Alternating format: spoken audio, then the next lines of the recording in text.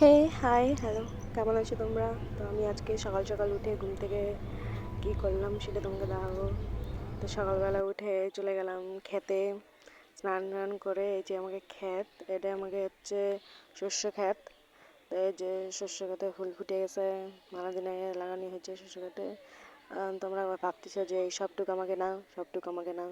এর মধ্যে ওই যে যে ক্ষেতটা দেখা যাচ্ছে, এইখান থেকে এইটা আর এটা হচ্ছে আমাকে, বুঝতে পারছো? তো দেখো সকাল কালকে কোন বারে, বুধবারে আমার হাত মচকে গেছিলো, তা আজকে ঠিক হয়েছে কেবল মোটামুটি। আজকে আবার যাওয়া লাগবে ডাক্তারের কাছে। তো এই জায়গা আস্তে আস্তে দেখতে পেলাম আমাকে ছাগল, এর নাম হচ্ছে সোনু। এ আই সোনু, এই সোনু হচ্ছে দেখতেছে আমাকে খেতেরই খাচ্ছে, খাক খাক, অসুবিধা নেই। তো যাই বাড়ি বাড়ি যেতে এটা আমার দাদু দাদু কি করতেছে, দাদু তেল মালিশ করতেছে, হাঁটুগুলো ফুলে গেছে ওই জন্য তেল মালিশ করতেছে, তাড়াতাড়ি ঠিক হয়ে যায়। কারো কারো দাদু যেতে যেতে বাড়িতে দেখি এই যে বাবু মশাই রাজকুমার উঠে গেছে ঘুম থেকে।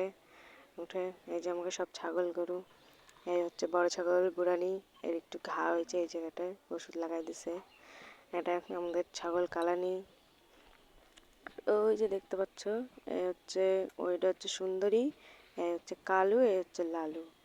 আর এই যে টেপরি, আর ওই যে সুন্দরী আর কালুর মা, ও ও বুড়ানি, ওর নাম নাই বুড়ানি। আর একটা ছাগল আছে সোনু, সোনু তো এখানে খাচ্ছিল। এবার বাড়ি আসি, এটা আমাদের ছাগল। আরে পূজা টুজা দেওয়া হয়ে গেছে, এদিকে পূজা টুজা দেওয়া হয়ে গেছে।